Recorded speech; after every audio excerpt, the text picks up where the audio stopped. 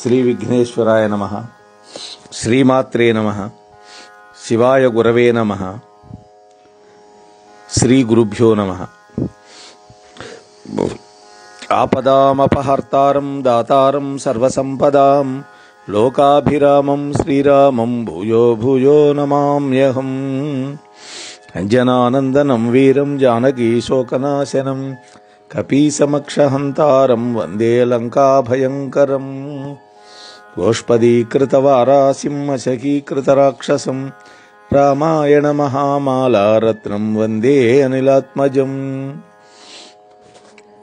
ప్రియ భగవద్బంధువులారా, మనం 11 రోజులుగా శ్రీరామచరిత మానసాన్ని అనుసంధానం చేసుకుంటూ 12వ భాగంలోకి ప్రవేశం చేశాం. మనం బాలకాండంలో ఉన్నాం. నిన్నటి రోజున పరశురాముడి యొక్క ఆగమనం, ఆయన యొక్క గర్వభంగం, అలాగే దశరథుడు, ఆయన మంత్రులు, పరివారం అంతా కూడా మిథిలా నగరానికి రావడం, అక్కడ జనక మహారాజు వాళ్ళకి చేసినటువంటి స్వాగత సత్కారాలు, మర్యాదలు చెప్పుకున్నాం. అలాగే సీతారాముల యొక్క, భరత శత్రుఘ్నుల యొక్క కళ్యాణ మహోత్సవాన్ని ప్రారంభం చేసుకున్నాం. ఇవాళ ఆ కమనీయమైనటువంటి గాథతోటి ఈ 12వ భాగాన్ని ప్రారంభం చేసుకుందాం.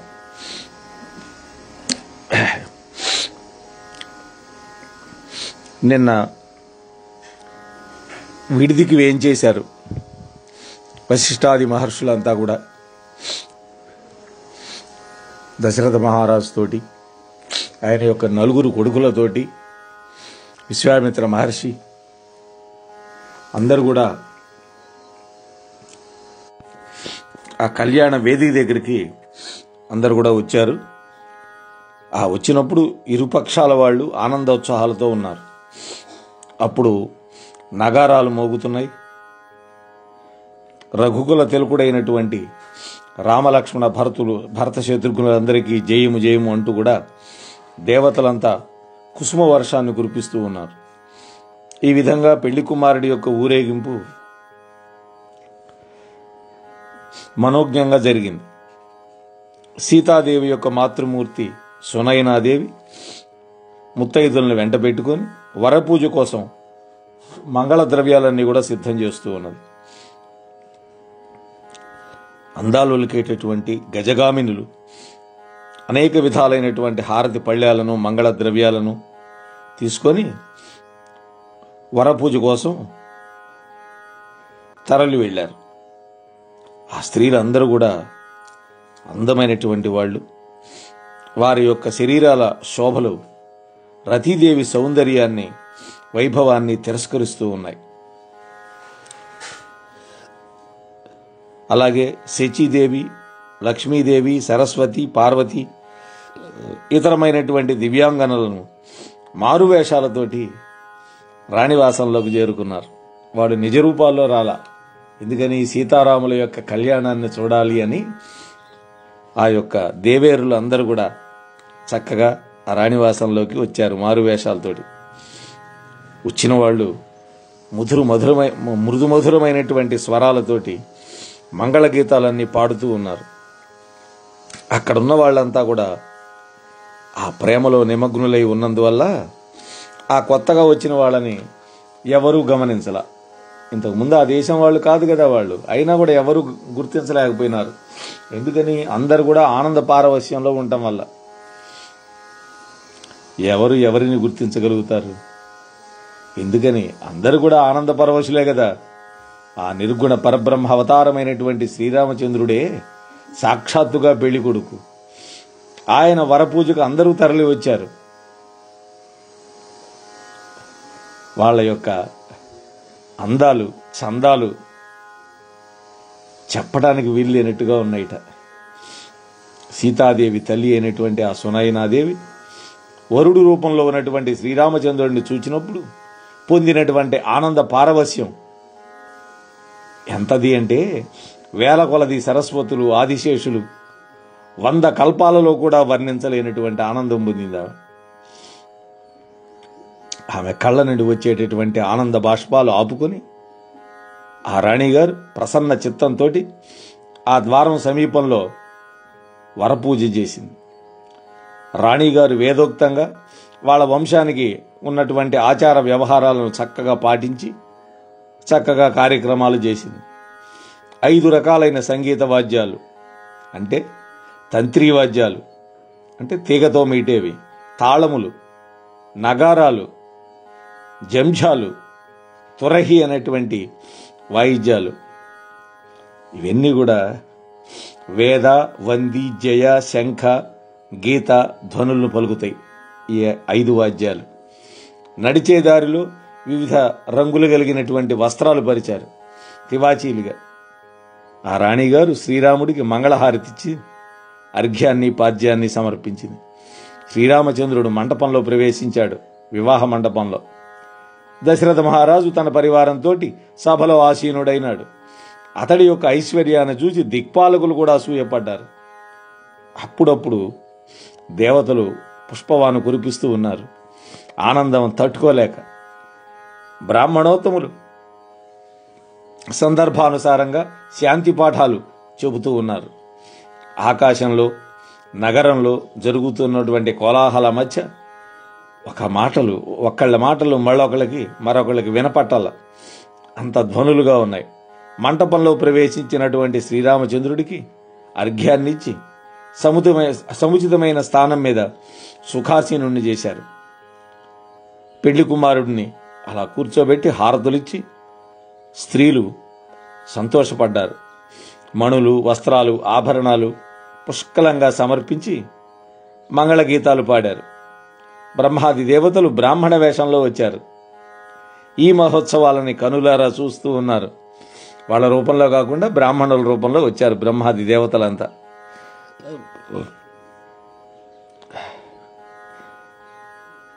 ఆ రఘుకులానికి మూలపురుషుడైనటువంటి సూర్యుడు ఆనందంగా చూస్తూ ఉన్నాడు ఆకాశంలో నుంచి. మంగళవాద్యాల వాళ్ళు, దివిటీల వాళ్ళు, భట్రాజులు, నటులు శ్రీరాముడి యొక్క పక్షంలో వాళ్ళ నుండి అమూల్యమైనటువంటి కానుకలు పొందారు. వాళ్ళ హృదయాల్లో ఆనందం. తర్వాత వాళ్ళు ఆశీర్వదించారు. అలాగే వైదికమైనటువంటి, లౌకికమైనటువంటి ఆ విధులన్నీ పూర్తయిన తర్వాత జనక మహారాజు, ఆ దశరథుడు ప్రేమానురాగాలతోటి పరస్పరం ఆలింగనం చేసుకున్నారు వియ్యంకులు. వాళ్ళ యొక్క ఆలింగన అనుభవాలను వర్ణించడానికి కవులు ఎటువంటి ఉపమానాలు కావాలని ఎదుగుతున్నారు. ఈ వియ్యంకుల యొక్క సమాగమనాన్ని చూచి దేవతల ఆనందంతో పులకించిపోతున్నారు, హర్షధ్వానాలు చేస్తున్నారు, వాళ్ళ కీర్తిని పొగుడుతూ ఉన్నారు. అప్పుడు దేవతలు ఇలా అంటున్నారు: బ్రహ్మసృష్టి ప్రారంభమైనప్పటి నుండి ఇంతవరకు అనేక వివాహాలు చూశాం, అనేక వివాహాల గురించి విన్నాం. కానీ అన్ని విధాలుగా వైభవోపేతమైనటువంటి ఇలాంటి వివాహాన్ని, ఇలాంటి అనుకూలులైనటువంటి వియ్యంకులను ఇవాళే కదా చూస్తున్నాము అనుకుంటున్నారు. మనోహరములైనటువంటి అమూల్య వస్త్రాల మీద నడిపిస్తూ అర్ఘ్యపాద్యాదులిచ్చి ఆ జనక మహారాజు దశరథ మహారాజుని సకల మర్యాదలతోటి మంటపానికి పిలుచుకొని వచ్చాడు వియ్యంకుడిని.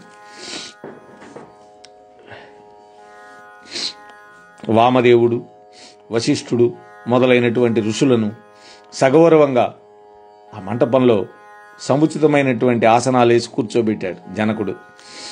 వాళ్ళందరికీ భక్తితోటి, శ్రద్ధతోటి పూజ చేశాడు. వారి ఆశీర్వచనాలు పొందాడు. తరువాత జనక మహారాజు దశరథుడిని పరమేశ్వరుడుగా భావించి పూజించాడు. చేతులు జోడించి వినయంతో ప్రార్థన చేసి తన అదృష్టానికి మురిసిపోయాడు. అతడు, ఆ మహారాజు, మగపెళ్లి వాళ్ళందరినీ కూడా దశరథుడితో సమానంగా గౌరవించాడు. వాళ్ళందరినీ ఉచితమైన ఆసనాల్లో కూర్చుండబెట్టాడు. ఆయన ఉత్సాహాన్ని గురించి తులసీదాస్ తన ఒక్క నోటితో ఎలా వర్ణించగలుగుతాడు? జనకుడు వాళ్ళందరినీ కూడా దానాలతోటి, బహుమానాలతోటి, వినయంతో, మంచి మాటలతోటి గౌరవించాడు. బ్రహ్మ విష్ణు మహేశ్వరులు, దిక్పాలకులు, సూర్యుడు ఆ రఘునాథుడి యొక్క ప్రభావాన్ని తెలుసు. వాళ్ళకి మాత్రమే తెలుసు. వాళ్ళు బ్రాహ్మణ వేషాల్లో వచ్చి కూర్చొని అత్యంత ఉత్సాహంతో ఆ వివాహ మహోత్సవాన్ని చూస్తూ ఉన్నారు నయనానందకరంగా. అప్పుడు జనక మహారాజు వాళ్ళని గుర్తింపకున్నా కూడా వాళ్ళని భూదేవతలుగా భావించాడు. బ్రాహ్మణులు భూదేవతలు కదా, భూమిసురులు. వాళ్ళని ఉన్నతాసనం మీద కూర్చోబెట్టాడు. ప్రతి వ్యక్తి కూడా తను తాను మరిచిపోయినటువంటి ఆ శుభ సమయంలో ఎవరిని గుర్తించగలుగుతారు? ఆనందకందుడైనటువంటి ఆ వరుణ్ణి చూచి అందరూ కూడా ఆనంద పరవశులైపోతున్నారు. విజ్ఞుడైనటువంటి శ్రీరామచంద్రుడు దేవతలను గుర్తించి మానస పూజలను అందించాడు. చెప్పకూడదు కదా ఎవరికి, అందుకని తాను సర్వజ్ఞుడు కాబట్టి ఆ వచ్చినటువంటి బ్రహ్మాది దేవతలను గుర్తుపెట్టాడు. వాళ్ళు బ్రాహ్మణ రూపంలో ప్రచ్ఛన్నంగా ఉన్నా కూడా వాళ్ళందరికీ మనస్సులోనే నమస్కారం చేశాడు.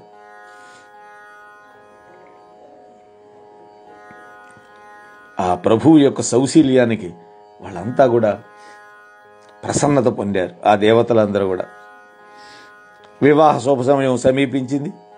అప్పుడు వశిష్ఠ మహర్షి శతానందుడిని పిలిచి పెండి కుమార్తెను తీసుకురండి అన్నాడు. ఆ ఋషి యొక్క ఆజ్ఞానుసారం ఆ పురోహితుడు వెళ్ళాడు. జనక మహారాజు పురోహితుడు.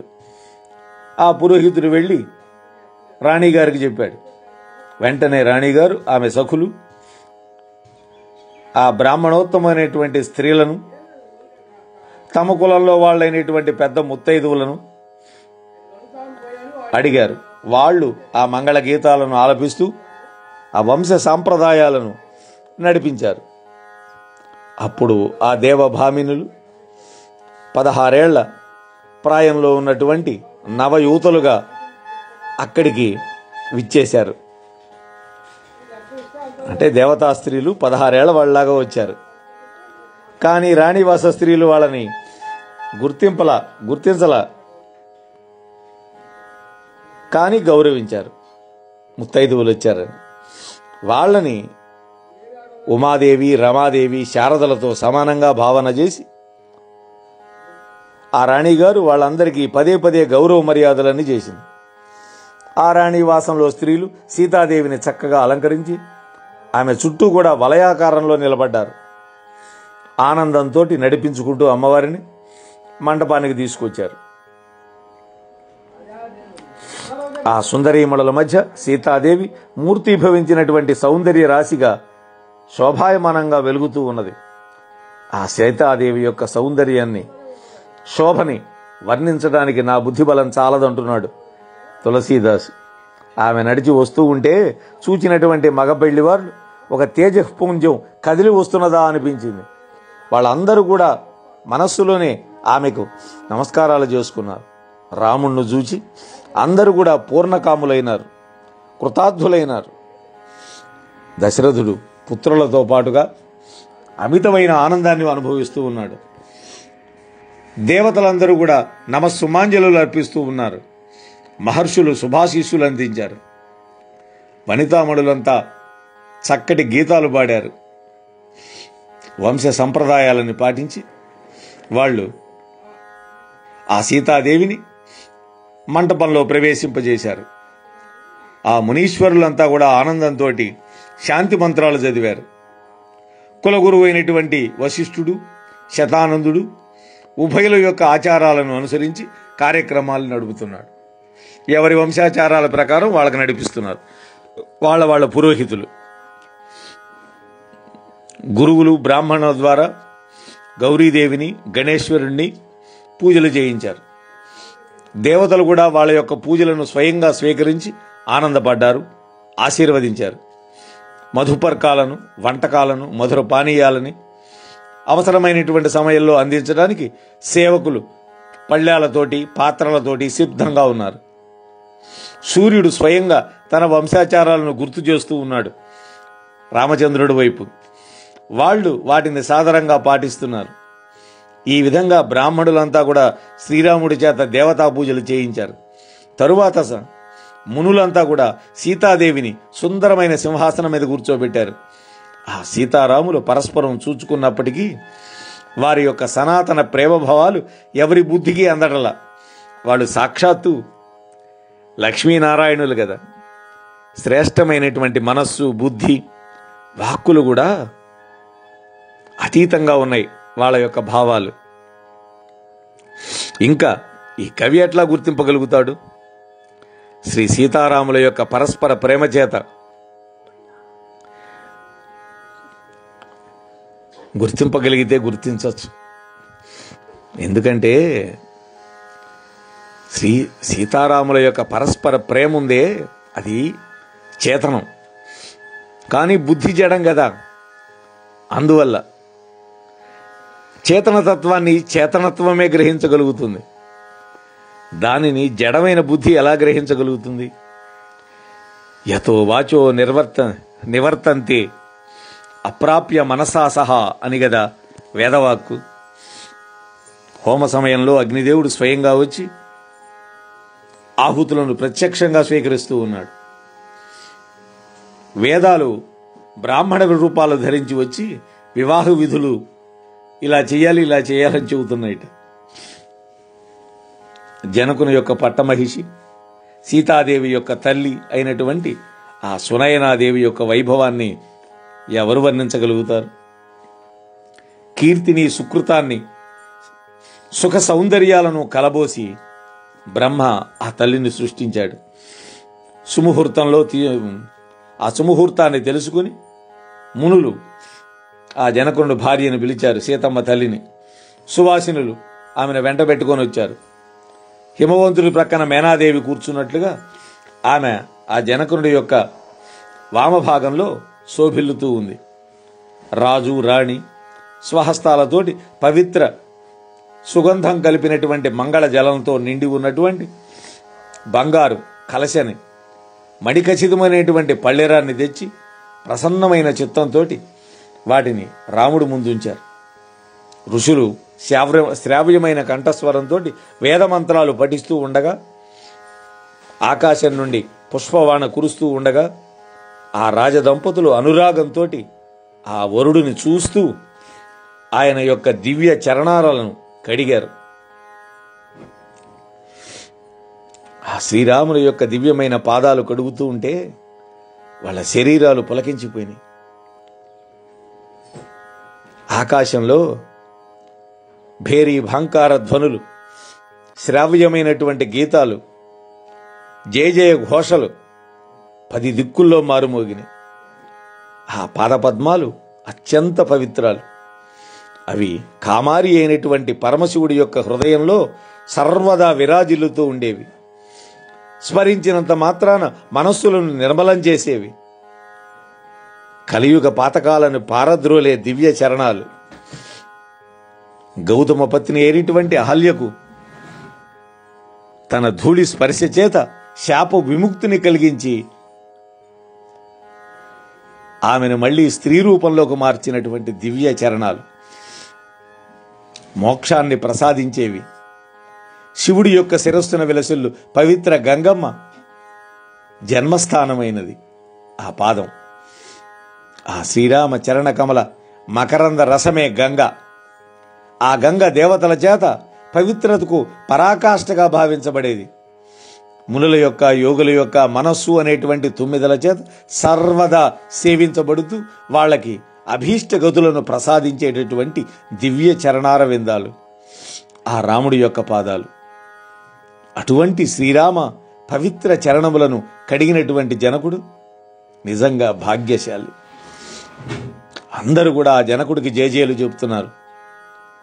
ఆ కులగురువులు ఇద్దరు కూడా వధూవరుల చేత వాళ్ళిద్దరి చేతులని కలిపారు. అదే పాణిగ్రహణం అంటాం.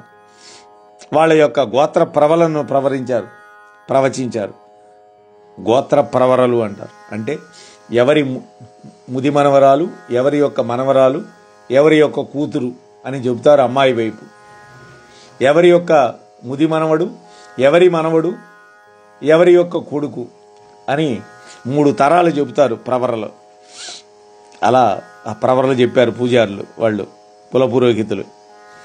ఆ పాణిగ్రహ మహోత్సవాన్ని తిలకించి బ్రహ్మాది దేవతలంతా కూడా ఆనందపడ్డారు. అట్లాగే విశ్వామిత్రాది మహర్షులు, ఆ నగరంలో ఉండేటువంటి ప్రజలు అందరూ కూడా పరమానంద భరితులైనారు. సకల సుఖ నిధానమైనటువంటి ఆ వరుడు శ్రీరామచంద్రుణ్ణి చూసి రాజదంపతుల యొక్క తనువులు పులకించిపోయినాయి. ఈ విధంగా రాజశ్రేష్ఠుడైనటువంటి జనక మహారాజు వేదోక్తంగా లోకాచార రీతిని అనుసరించి కన్యాదానం చేశాడు. అలనాడు హిమవంతుడు పార్వతీదేవిని పరమేశ్వరుడికి అర్పించినట్లుగా, సముద్రుడు లక్ష్మీదేవిని శ్రీ మహావిష్ణువుకు సమర్పించినట్లుగా జనక మహారాజు సీతాదేవిని శ్రీరామచంద్రుడికి సమర్పించి లోక విఖ్యాతుడైనాడు. జనకుని యొక్క ఈ మహోన్నత వినూతనమైనటువంటి కీర్తి ప్రపంచం అంతటా కూడా వ్యాపించింది. ఎందుకని పరమాత్మనే అల్లుడుగా పొందాడు. శ్యామసుందరుడైనటువంటి శ్రీరామచంద్రుడు విదేహరాజును నిజంగా విదేహుని చేసేశాడు. అంటే తన్మయుడైపోయినాడు. ఆయన శరీర భ్రాంతి కోల్పోయినాడు ఆనందంలో. అలాంటి స్థితిలో జనకుడు శ్రీరాముడికి ఒక విన్నపాన్ని చేసుకోవాలన్నా ఎలా చేయగలుగుతాడు? ఆయన తన్మయత్వంలో ఉన్నాడు. ఏం చెప్పాలో చెప్పలేడు కదా. ఆ నూతన వధూవరులు విద్యుక్తంగా హోమాలు నిర్వహించారు. వేద పండితులైనటువంటి పురోహితులు బ్రహ్మముడులు వేశారు. వాళ్ళు అగ్నికి ప్రదక్షిణ చేశారు. ఇద్దరు జయ జయ ధ్వనులు, వందిమాగధుల యొక్క ధ్వనులు, వేదఘోష, మంగళ గీతాలు, దుందుఫి నాదాలు, ఈ 5 రకాల ధ్వనులు విన్నటువంటి దేవతలు మిక్కిలి సంతోషించారు. కల్పవృక్షానికి ఉన్నటువంటి అద్భుతమైనటువంటి పువ్వులను వర్షింపజేశారు. చూసేవారి కన్నులు పండుగగా సీతారాములు అగ్నికి ప్రదక్షిణం చేస్తూ ఉన్నారు. ఆ మనోహరమైనటువంటి జంటను వర్ణించడానికి ఏ ఉపమానాలు కూడా లేవు. నిరుపమానమైనటువంటి అపూర్వమైనటువంటి ఈ వివాహ మహోత్సవాన్ని తిలకించడానికి రతి మన్మధులు చాలా రూపాల్లో వచ్చి ఉన్నారా అన్నట్లుగా స్తంభాల మీద పొదగబడినటువంటి మణులతోటి ఆ సీతారాముల యొక్క ప్రతిరూపాలు ప్రకాశిస్తూ ఉన్నాయి. ఆ రతి మన్మధులు సీతారాముల యొక్క అందచందాలను చూడటానికి తమకు ఉన్న అభిలాషను ఒక్కసారి వెల్లడిస్తూ మరొకసారి సిగ్గుతోటి సంకోచిస్తున్నారా అన్నట్లుగా ఆ మణిఖచ్చిత స్తంభాలలో ఆ ప్రతిబింబాలు మాటిమాటికి ప్రకటితమవుతూ ఉన్నాయి. అలాగాకుండా అప్పుడప్పుడు దాక్కుంటున్నాయి. సదస్సులు కూడా జనకరాజు వలె ఆనందంలో తమను తాము మరిచిపోయారు. మునీశ్వరుల యొక్క ఆదేశానుసారం సీతారాములు అగ్నిదేవుడికి ప్రదక్షిణ పూర్తి చేశారు. సకల కార్యాలను నిర్వర్తించి అందరికీ కూడా బహుమతులను పంచారు. శ్రీరాముడు సీతాదేవి నుదుట కుంకుమను దిద్దినటువంటి దృశ్యం అత్యంత మనోహరంగా ఉంది. ఆ దర్శన ఆనందం అనుభవైక వేద్యం, వర్ణించడానికి అలవి కాదు. శ్రీరాముడు తన యొక్క దివ్య కరకమలాలలో సింధూరం అనేటువంటి పుప్పుడిని బాగా నింపుకొని ఆ సీతాదేవి యొక్క అనురాగం అనేటువంటి అమృతాన్ని పొందటానికి ఆ సీతాదేవి యొక్క ముఖ చంద్రుణ్ణి అలంకరించాడు. కమలము నీళ్లల్లో ఉంటుంది. నీళ్లు లేనప్పుడు అది ముడుచుకుపోతుంది. అమృతపానం కనుక చేస్తే అది ఎప్పటికీ ముడుచుకుపోదు. కాబట్టి అది అమృతాన్ని ఆశిస్తూ ఉన్నది. చంద్రుడు అమృత కిరణుడు కదా. శ్రీ సీతారాముల యొక్క ప్రేమ సనాతనమైంది. కానీ లౌకిక రీతిలో ఇప్పుడు వాళ్ళు పరస్పరం మిత్రులు. వాళ్ళ యొక్క ఈ ప్రేమను దృఢపరచడానికి శ్రీరాముడు తన యొక్క దివ్య కరకమలాలలో ఆ సింధూరాన్ని చేర్చుకొని సీతాదేవి ముఖచంద్రుడిని అలంకరించాడు. వశిష్ఠుడి యొక్క ఆజ్ఞతోటి ఆ నవ వధూవరులు ఒకే ఆసనం అలంకరించారు. అప్పటిదాకా వాళ్ళు పక్కపక్కనే కూర్చొని ఉన్నారు. సీతారాములు ఏకాసనం మీద కూర్చుండటం చూచి దశరథుడి యొక్క మనస్సు ఉప్పొంగిపోయింది. ఆ సీతారాముల వివాహం జయప్రదంగా జరిగింది. అలా ఈ మాట చతుర్దశ భువనాలలోని వాళ్ళందరికీ ఆనందం కలిగించింది. ఈ వివాహ మహోత్సవం మహామంగళకరం. నా చిన్ని నాలుక దీన్ని ఎలా వర్ణించగలదు అనుకుంటున్నాడు మన తులసీదాసు. వశిష్ఠుడి యొక్క ఆదేశం మేరకు జనక మహారాజు వివాహానికి అవసరమైనటువంటి సామాగ్రులన్నిటినీ సమకూర్చుకొని మాండవి, శృతకీర్తి, ఊర్మిళ అనేటువంటి రాజకుమార్తెలను పిలిపించాడు. ఊర్మిళ తన కూతురు, మాండవి, శృతకీర్తి తన తమ్ముడు కూతుళ్ళు.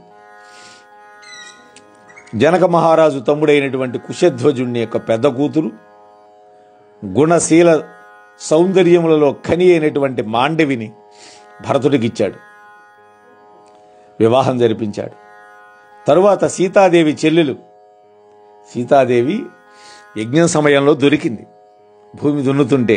తర్వాత వాళ్ళ కూతురు పుట్టింది, ఆమె పేరు ఊర్మిళ. ఆ అమ్మాయిని లక్ష్మణుడికి ఇచ్చి పెళ్లి చేశాడు. తరువాత శృతకీర్తి అనేటువంటి కన్య, తమ్ముడు కూతురు, శత్రుఘ్నుడికి ఇచ్చి పాణిగ్రహణం చేశాడు. ఈ వధూవరుల యొక్క జంటలు ఒకరినొకరు చూచుకుంటూ మనస్సుల్లో ఆనందపడుతూ ఉన్నారు. బయటికి మాత్రం సిగ్గు దొంతరలతో మునిగిపోయారు. ఈ నవ దంపతులను చూచి దేవతలు సంతోషంతో గంతులు వేస్తున్నారు. అందమైనటువంటి ఆ నూతన వధూవరుల యొక్క జంటలు ఒకే మంటపంలో శోభాయమానంగా వెలుగుతూ ఉండగా సదస్యులు అందరూ కూడా వాళ్ళ రెండు కళ్ళతోటి తదేకంగా చూస్తూ పరమానంద భరితులైనారు.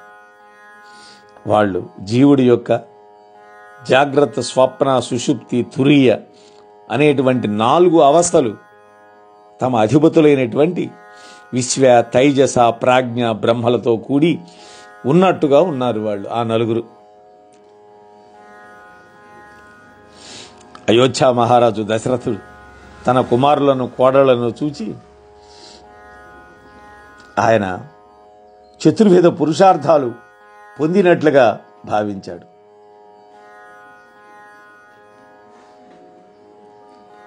ఇలా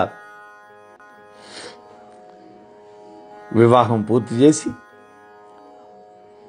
మంగళగీతాలు పాడుతూ తమ యొక్క కులదేవతలను ఆరాధించడానికి వధూవరులను పూజాగృహంలోకి తీసుకొచ్చారు. పూజాగృహానికి వాళ్ళ కులదేవతను పూజించడానికి. కులదేవతను ఎప్పుడూ మర్చిపోకూడదు. సీతాదేవి మాటిమాటికి రాముణ్ణి చూస్తుంది, సిగ్గుపడుతుంది. కానీ మనసులో మాత్రం సంకోచపడకుండా పదే పదే చూడాలని అనిపిస్తున్నది ఆమెకి.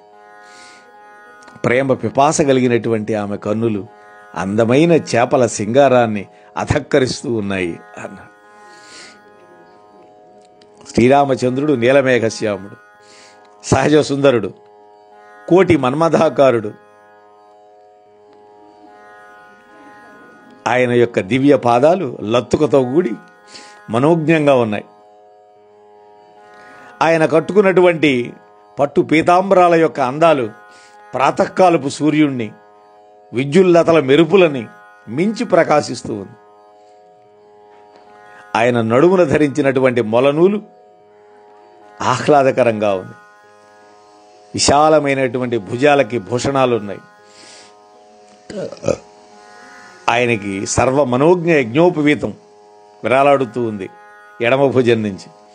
చూచేవాళ్ళకి ఉల్లాసం కలిగిస్తుంది.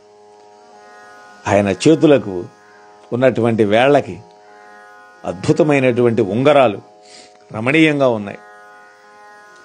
ఆ వివాహ అలంకార శోభలతోటి శ్రీరాముడు మరింత ఆకర్షణీయంగా ఉన్నాడు. భుజాలపై వల్లెవాటుగా ధరించినటువంటి పచ్చని ఉత్తరీయం, దాని మీద పొదగబడినటువంటి ముత్యాల మణుల కాంతులు మిరుముట్లు గొలుపుతూ ఉన్నాయి. కమలాల వంటి నేత్రాలు, చెవులకు వ్రేలాడే కుండలాలు, సౌందర్య ఖని అయినటువంటి ముఖం, అందమైన కనుబొమ్మలు, మనోహరమైనటువంటి నాసిక, లలాటానికి శోభలకి అలంకరింపబడినటువంటి తిలకం, శిరస్సున ముత్యాలు, మణులు పొదిగినటువంటి కలికితురాయి, అంటే పెళ్లి కుమారుడికి పెట్టే తలపాగని కలికితురాయి అంటారు. అత్యంత శోభాయమానంగా ఉన్నాయి. శ్రీరాముడి యొక్క ప్రతి అవయవం కూడా లావణ్య లాలిత్యాలు. అందువల్ల అందరి మనస్సులు దోచుకుంటున్నాయి. నగరంలో ఉండే స్త్రీలు, దివ్యాంగనులు ఆ రాముడికి దిష్టి తీస్తూ ఉన్నారు. మోహనవాణి తెలుగు పోడ్కాస్ట్ ఛానల్ని లైక్, షేర్, సబ్స్క్రైబ్ చేయండి. ప్రక్కనున్న గంటను మ్రోగించండి.